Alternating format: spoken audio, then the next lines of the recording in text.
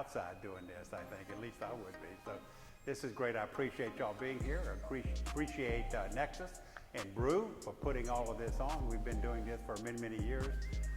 And this is really a celebration this week of small businesses. And I am a small business person. I have been a small business person as longer than most of y'all been here. That was my high school picture y'all saw earlier, you know, that I faked it, so now I've got the old beard.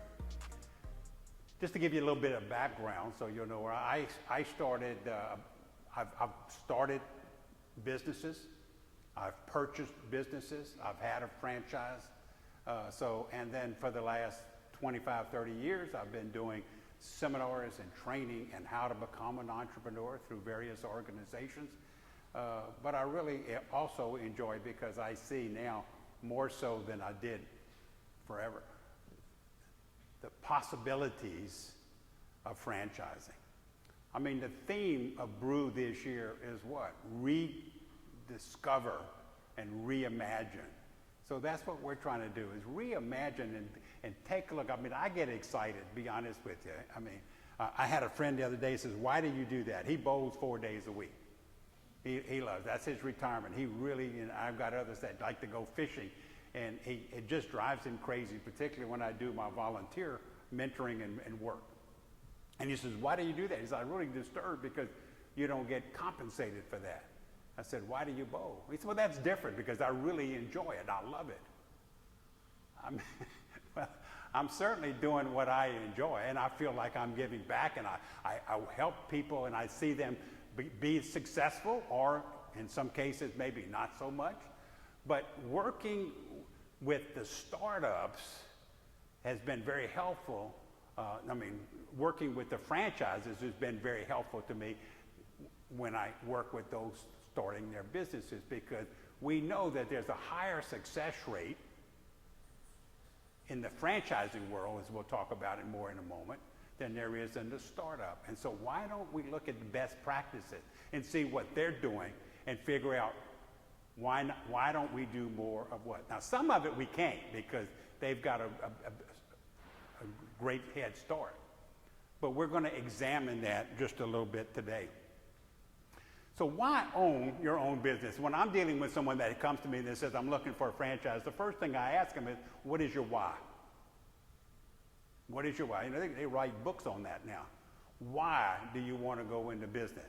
We have so many people that just dream of doing the American thing is to get their own business and get wealth, and they don't do enough planning. They don't think about the why. They think about the business. And then we've got my favorite book that you're going to see at the end of the last slide is The E-Myth by Michael Gerber. Now, the E-Myth, what Michael Gerber says in the E-Myth, that's the entrepreneurial myth. The entrepreneurial myth in this country is that small businesses are entrepreneurs, when in fact, they're not entrepreneurs, at least not by Michael Gerber's definition and not by mine. An entrepreneur is one that creates an organization, puts in the processes, hires the people, and gets things going so that they can make money, sell products, deliver products, and gather the money and build wealth for themselves. But the typical small business person creates a job for themselves. They were a plumber, or they were, we have some that are painters, and so they're, you know, they do the work of the business. Entrepreneurs don't do that so much. Entrepreneurs work on the business, not in the business, which is what franchising does. So why own your own business? Imagine for a minute you are the owner of a successful business. How would your life be different? How would your life be better? What would you be able to accomplish?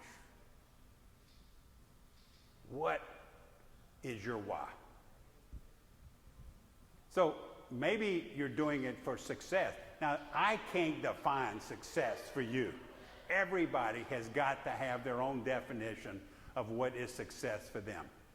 You know, but it's going to have a portion, part of that is going to be fulfillment.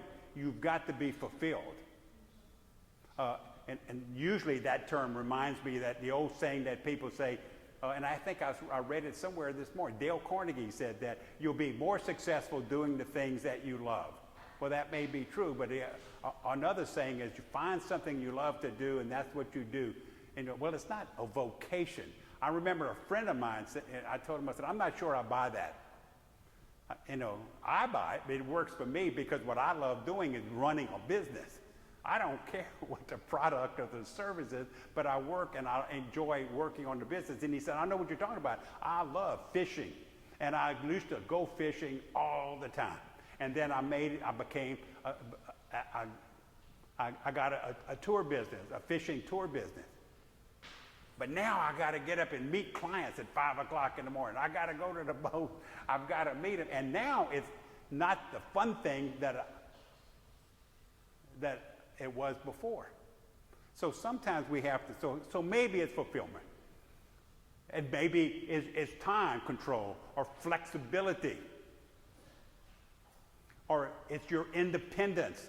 You want to have control, financial security, no more layoffs of money. I was interviewed on the news this morning, and one of the questions he says, I ask people why they go into business, is I'm sure they always say money. Well, often they do, but often they're afraid to say that.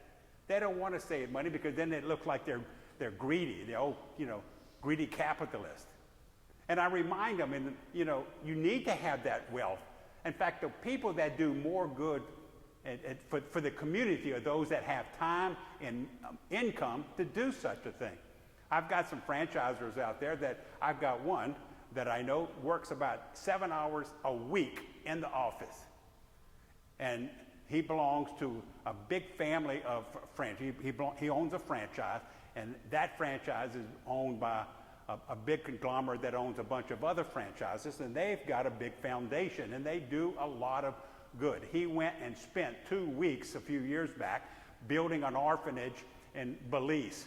Now, Belize has always been my dream, to go in my sailboat and spend the rest of my life. He never saw the beach. He was out doing what he wanted to do because he could. He was making 6-digit figures. He had the time because he had created that in an entrepreneurial spirit. He had created that business that works without him doing the work of the business. So what's in it for you? See, when I'm working with people that are looking for franchises, I will help you and we'll design and determine what is our business model. Not what products or services we're going to sell.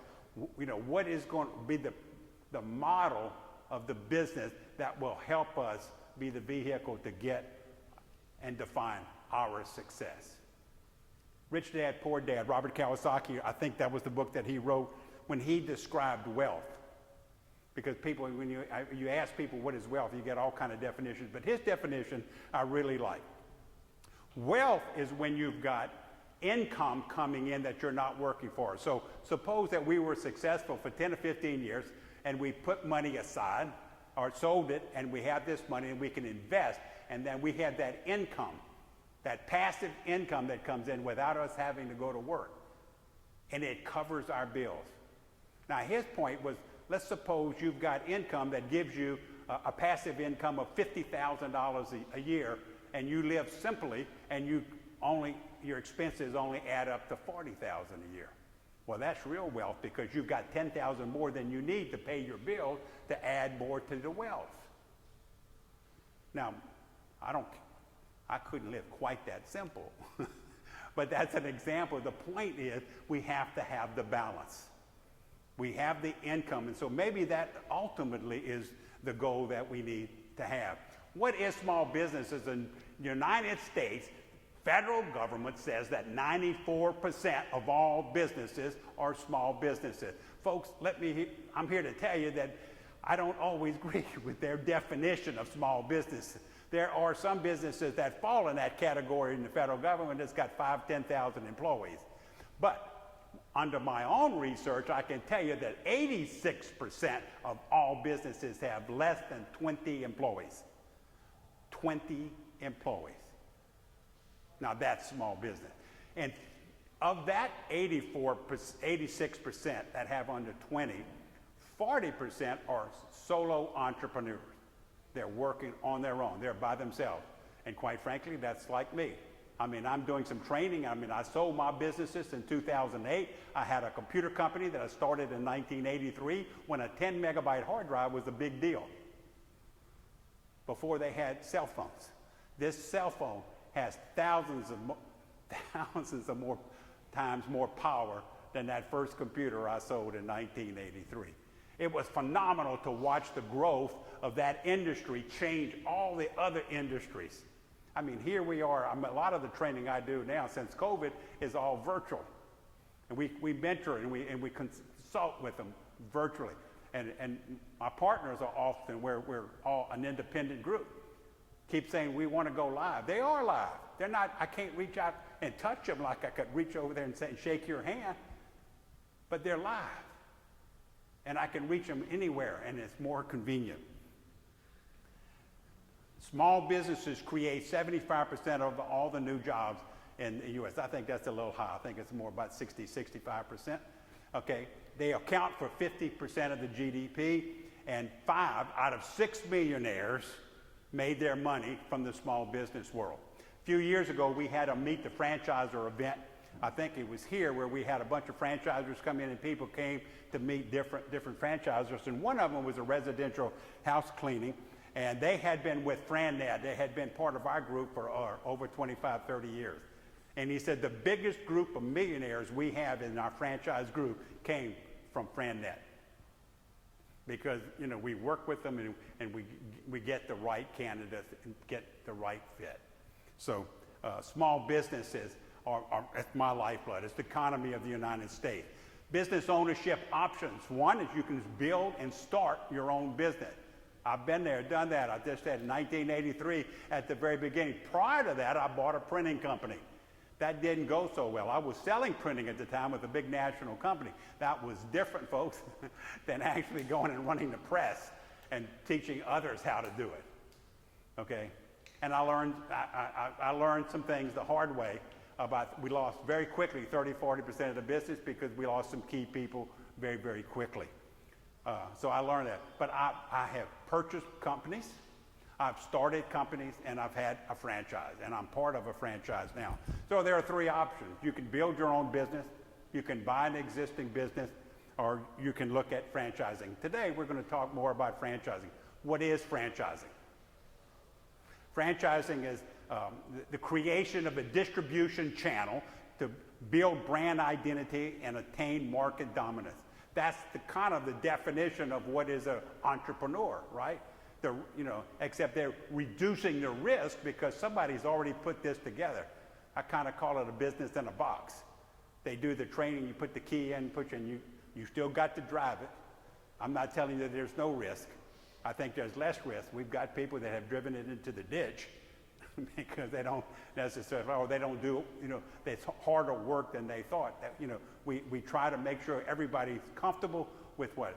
But there's the franchise headquarters, and typically that would start. It might be a small business. Someone starts a small business, grows and opens up a second branch, a third branch, and then they and then they create the franchise. And if they're really good, one of the bigger companies comes in and buys them out and invests a lot of money into it. And then we, as my parent company, FranNet, franchising creates that franchising network. Vets them out. We're looking for the stronger franchises that have good financial backing, and that's number 1. Number 2, and they give support and focus to the franchisee. They're not in it just because they want that $30,000, $40,000 franchise fee and they give you the keys to the box without much training and support thereafter. They want people that are going to be there and have been there in the long haul. Okay, so you got the franchise headquarters, then you got the franchise operators, and then you got the customers. Now you are on your own, and as you're going to say, right, you are on your own, but not alone. I can tell you right now, when I was running Total Computer Systems for those 25, 30 years, you couldn't, we created a group of people, business owners, unlike different markets. We called it ourselves the CEO Roundtable. So we met once a month, and we helped each other. We were kind of each other's boards. It's a little hard to go out and get those kind of help, but to work with your competitors, you can't. You can't work with, if you're a McDonald's, you're not going to go get advice from Burger King, right? So, but you can get help from other McDonald's franchises, because they want, all of the franchisees want the entire franchise to be as strong as they can be, because it's everybody.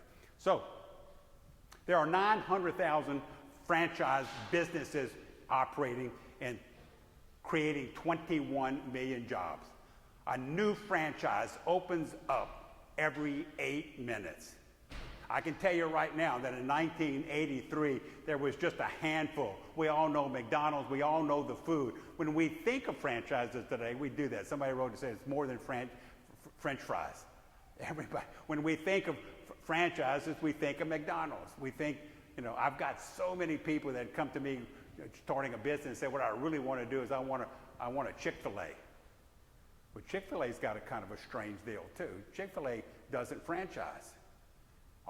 The way I understand, all the Chick-fil-A stores are owned by Chick-fil-A, but they franchise out the management. I got to learn more about that. That's kind of a weird thing, but it's really hard to get.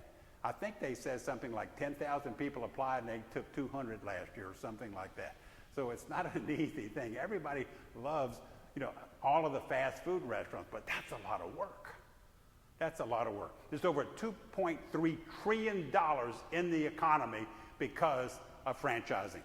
We provide $660 billion of annual payroll, and there are over 3,100 franchises. I think they're closer to 37 different concepts right now. Now, of those 37, half of those are the fast food and restaurants, hotels, car dealerships.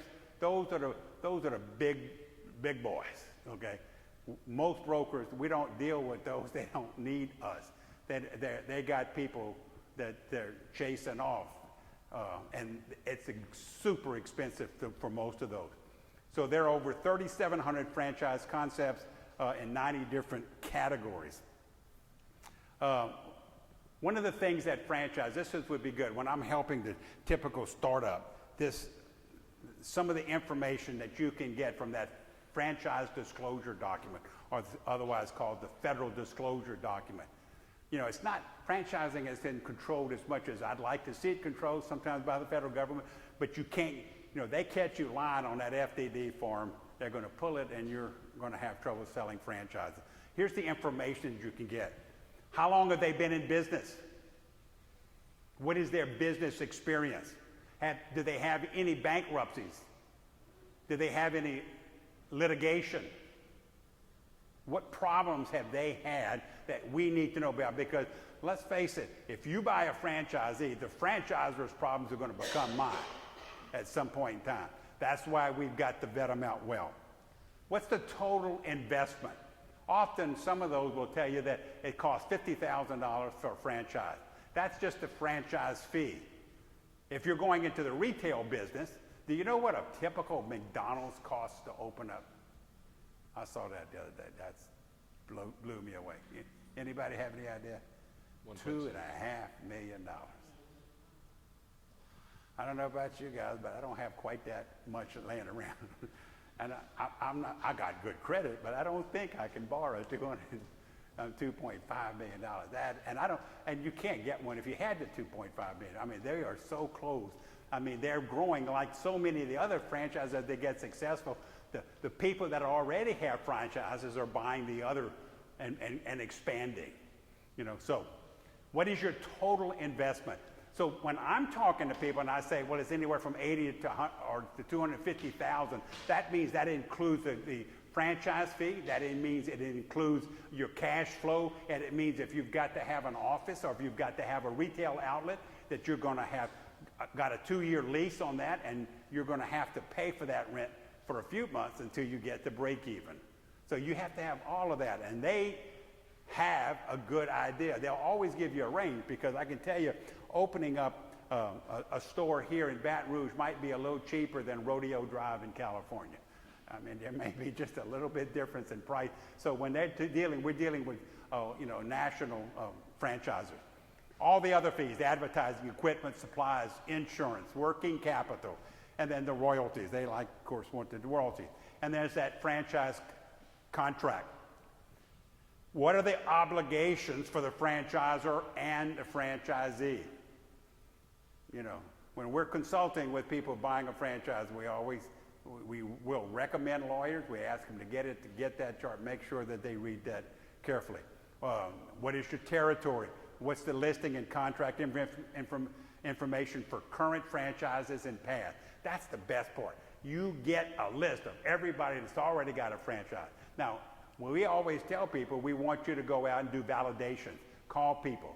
And when they're talking to you, they'll give you a list of people. They say, here, call these people. And I tell my clients, call those people and then go find somebody else on that list. Because they're not giving you the ones that are unhappy. I want to find somebody that's unhappy too and find out why. It's usually maybe there's a good legitimate thing, but it may or may not be a franchise problem. What is their financial statements, their earnings claims? What is the manager policy? Renewal, termination, and transfer policies. The average cost, initial investment, remember what I said? Including the franchise fee and all the costs. So when you go into a franchise, the only check you have to write at the beginning is the franchise fee. And that could be anywhere from $30,000 to $50,000. That should include everything we talked about in the FDD form, your territory, your brand. They've got all the information that you can buy, to get you started. And then you go for a week to 2 weeks, they're training. They send people to you to walk with you and talk with you and help you open up the stores and get everything right. They've got the marketing people, the whole bit. You've got about 13% of the total franchisors, and I'm pretty sure in these numbers here, we're not talking about the top 50%, the McDonald's and the Burger Kings and the Raising Cane's now. Aren't we happy that we got one of the big dogs started right here? Todd Graves has really done good. I like it. So you got between 50,000 and 100,000 is 17% of the franchises. 100 to 250 is 28. That's kind of the sweet spot. That's really in it. We probably have franchises. We represent about 260 or so franchises that kind of comes and goes with the tide, depending on what their needs are and our needs are. I'm thinking the lowest we have somewhere about 80 to 100,000 right now. So I don't know what the 13%, but that sweet spot is about $100,000 to $250,000. Now we also know, because we get some background information on the 260 people. So if I'm talking to you and you're interested in, and they're telling us, and you tell me what you're interested in, we sit together and we create that business model, okay, as to what type of business model we want to have. But I already know, based on maybe your net worth, which ones are to scratch off the list. I mean, we know not to go to McDonald's. Already said 2 points. I'm not suggesting you don't have that. I'm saying, but if I'll have that financial information that I know what the franchisors are looking for. I've got one that was a men's hair. I think the all-in investment was $150,000, but they were one of the bigger franchises. Didn't want to talk to anybody that had a net worth of less than $500,000. That didn't make sense to me. But again, their point was most of our investors, most of our people are already over $1 million, so asking you to have a net worth of $500,000 reduces their stress and reduces the franchisee stress. Because there is going to be a time where you don't have positive income coming in, and you've got to make sure that you can be there to keep it going until you can make it to the profitable times. Your choices of franchise investments is the top ones I was telling you about are food, the restaurants and the fast food restaurants, the automobile dealerships. They're the big ticket items. A lot of retails, hotels and motels, real estate agents. Then beyond that are pretty much the stuff that we kind of work with. Okay, quick little trivia question. I learned doing some of this the other day. Who's got the most locations, fast food locations in the world? You know, see, everybody wants to say McDonald's, but you know that can't be right because you wouldn't be asking that question, right? Yeah. Subway. Subway's got way more locations, okay, than McDonald's does. Now, McDonald's is still bigger. Now, to get a Subway, only, I think, it's somewhere around $250,000 investment. And again, what for?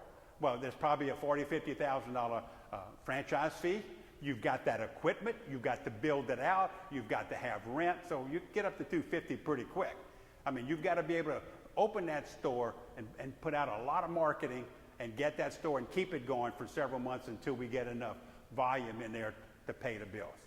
Okay, so it's about $250,000 as opposed to $2.5 million. But McDonald's, you know, so, and we all know that the reason franchising works so well is because they have the best products. Isn't that correct? You can't make a better hamburger than McDonald's? Yeah, we can all make a better hamburger than McDonald's. It's not because they got the best product. Maybe the French fries. They are known for French fries, but it's not necessarily. And I know the Belusos here in town. They're friends. I'm not making fun of them. They got a phenomenal system. We know it's the same for the most part anywhere in the country. You know what they got. You got a comfort and a feel for it. It's more the process than anything else. I remember I was doing a seminar at the library. I was working in New Orleans all day, and I was coming back. I had not eaten all day long, and I was coming back through Prairieville right there on the interstate. I was starving. I was about eating part of the steering wheel, and I only had 45 minutes to get to the library. And I pull off, and they got every fast food restaurant right there at that intersection. Everything I wanted. I knew that in 5 minutes I could go through the line at McDonald's, get a decent hamburger, and be on the road again. And I did. I swung through it and walked out. I'll never forget about 25 years ago, one morning, I had an early morning meeting, and I was on the way to the office, and I wanted coffee and donuts. And there was McDonald's on one end and Burger King on the other. And McDonald's had about 8 cars in line, and there were 3 cars in the Burger King line. So as always, I went to the short line. And I watched all 8 cars and maybe 5 more hit the street at McDonald's while I waited behind those 3 cars. Now, I spent, what, $250 maybe. Where do you think I went the next morning? And the next morning when I went to McDonald's, and these are the way things work. A friend of mine saw me. I was in the drive-thru, and he saw me, and he goes, "Hey, go park your car and come in here and have coffee with me." And we met every day for 5 days for about 25 years at that location because I had to wait in line the day before at Burger King. Now, Burger King's got, I think, a much better hamburger. I'm not making fun of it, but they don't have the process necessarily. So we got business tech services, home and personal services, education, health and wellness and the seniors. You got pets, education, training, residential services, men and women's hair salons, women's hair salons and nail salons and stuff like that. They got so many of those. Those are going wild. Men and women's hair salons, seniors, things for seniors. I'm a senior. Y'all know that, right? that normally means home health care, you know, and those type of services, or maybe wheelchairs. I mean, they have franchises for helping with things. Kids, sports franchises, kids, education, all kinds of things. Marketing and advertising franchises, consulting franchises, restoration and renovation are super popular. Sports franchises, music, and even manufacturing. So what is the difference? And these are pretty true. There maybe some difference. You can see in the blue line at the very beginning, day one, the startup is the exact same as the franchise. But within 5 years, and particularly in the 5-year mark, it is showing this probably goes way back. It's not that bad on the purple side. It's usually about 55%. Okay, whereas you're still in the 90% success rate. But let me tell you where the numbers are skewed. The numbers are skewed as that represents all franchises. Remember the McDonald's, those great big ones, they don't fail.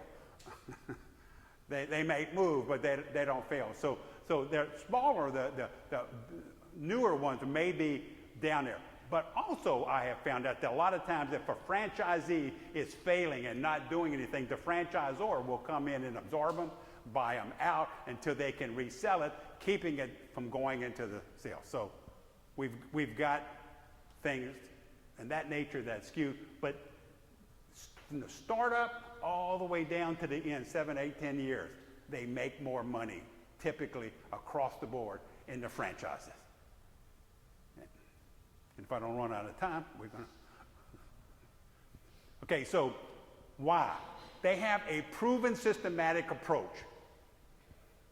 See, one of the things that I like is marketing. When we think of marketing, we think of the billboards. We think of business plans. We think of the brochures in your hand. We think of the signs on our. But marketing is anything and everything that we do in a business to make things easier for the customer. If a customer wants to have their bathroom remodeled and they start looking, I just went through that. So I go on to Google and I find it.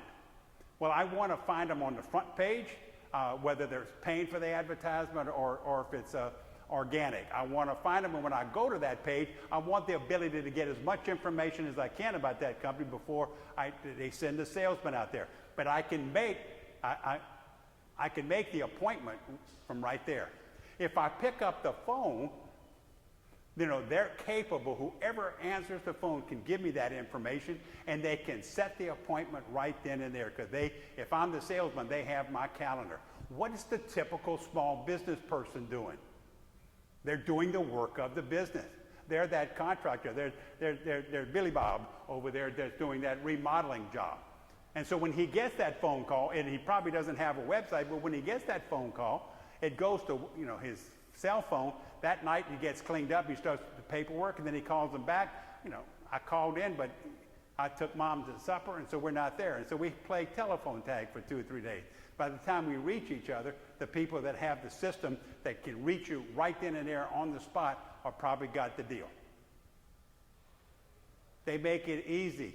I mean, when we looked at that price, and I fainted when they gave me the price for that bathroom. It's really, pricing is really tough, particularly the older you get, because that bathroom, it just occurred to me, the remodeling cost me twice as much as my first house I bought. It was twice as much as my first house that I ever bought. It's a nice bathroom, though. I mean, but they made it very easy. They had no interest for the first year, credit, and they get you, up and running in no time. So they have the experience. They know what works. They know what marketing, the simplicity, the initial training and ongoing support. If we're going to play baseball, we created baseball as a franchise. We got to figure out how far are we going to put home plate all the way to first base. How far should that be? We got to figure that out. Well, they already know. That game's been around. They know it's 90 feet. Okay? And we're going to do it. This is the boys that lay it out. So we don't have to figure out all that stuff. Somebody has already done that. They've got the sales and marketing. They know. When I ask people that are going into business, I said, I want you to look at the 6 M's of marketing. First M is, what is your mission statement? What is it that you sell and why? Second M is, who is your market? Where do they live? How much do they make? How do we reach them? And then the third one is, what is the message you want to give to that market to get them to sell your products and services? Now, once we got that message, then we can determine what media, how we're going to do that. Are we going to go to social media? Are we going to go to billboard? We're going to go to television? And then we're going to put money on there. We're going to put a budget. And whatever I find out, the number one thing that I see, besides the experience and having all of that experience behind them, the franchisors don't, franchisees spend way more money on marketing than the small business. Anywhere from 3 to 6% of the gross sales go back into marketing. Now, small businesses, I never did that. I didn't grow to be what I wanted to. I wish I had. I wish I had had this experience. Okay, and then they have the culture of teamwork across the board. And so, as I said earlier, you're in business for yourself, but not by yourself. Franchisers are a hybrid between the corporate world and the entrepreneur, and the small business world. So why own a franchise? If you pick a franchise that is a great fit for you, it is that vehicle that can get you to your destination while meeting your lifestyle and financial goals. I was working with men, I want to tell you, I've had some failures over the last 7 years that I've been working with these people, with FranNet. But the one that went in about a year ago, he was looking, I can't give you names or anything, but it was a bathroom remodeling. But he was looking for a B2B franchise. He already had a couple of other businesses. One was in advertising and marketing. His wife pretty much ran that. He had some other businesses that he partnered with, and he was looking to expand. And he was in a part of Louisiana. It's a little smaller than Baton Rouge, but we've had some issues, and we had some storms, and we had some bad weather a couple of 2 or 3 years ago, and all of a sudden, after 6 or 8 months of working with him, he kind of just fell off my radar for a while. Things were got. Anyway, he called me back one day, and he said, when school starts, and this was like April, he said, when school starts in August, he said, let's get back together. And I learned he had moved out of the state. He had packed up his family and moved to the Carolinas. And so we started all over again, looking for business-to-business opportunities that he could be an absentee owner. I was invited to a call of a gentleman and lived in Utah. He was a CPA, worked for a big corporate firm. He kept his job, and he bought that franchise to remodel bathrooms. He was coming up into his 11th month, and he was finishing his first year with $1.3 million in sales. I was blown away. I went, wow, that was great.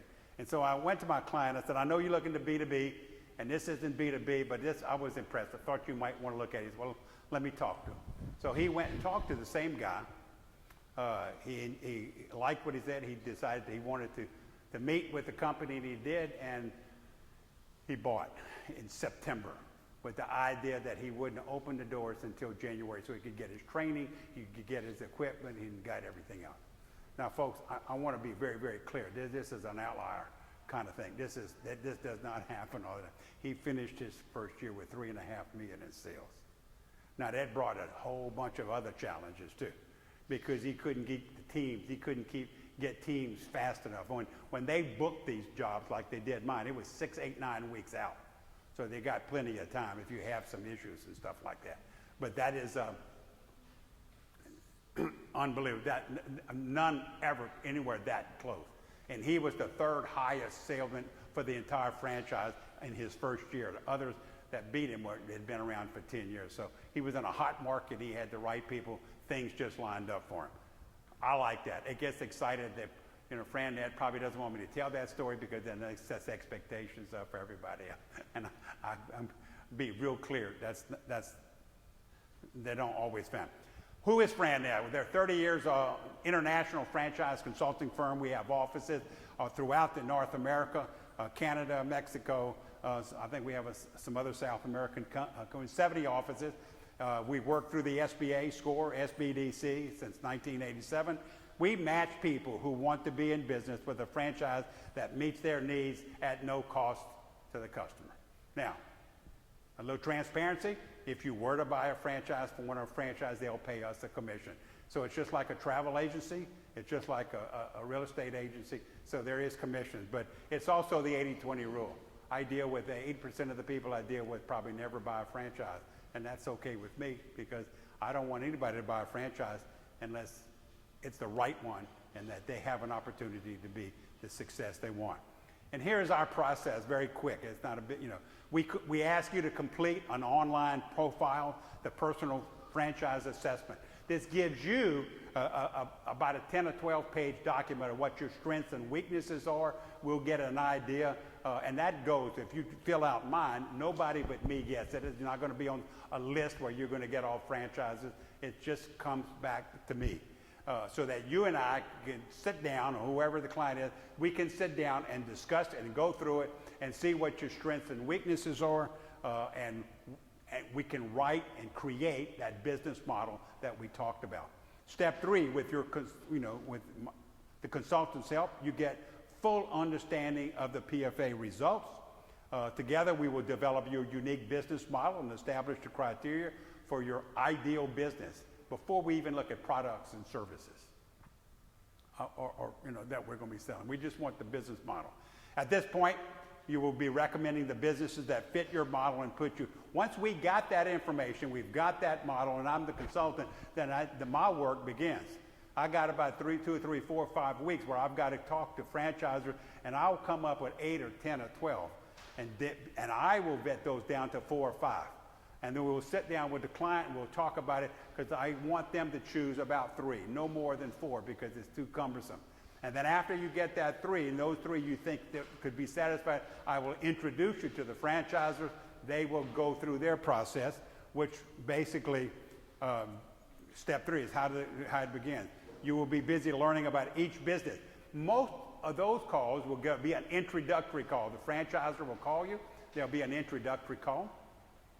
By the way, I will share with those that PFA after you've okayed that, or the client okays that.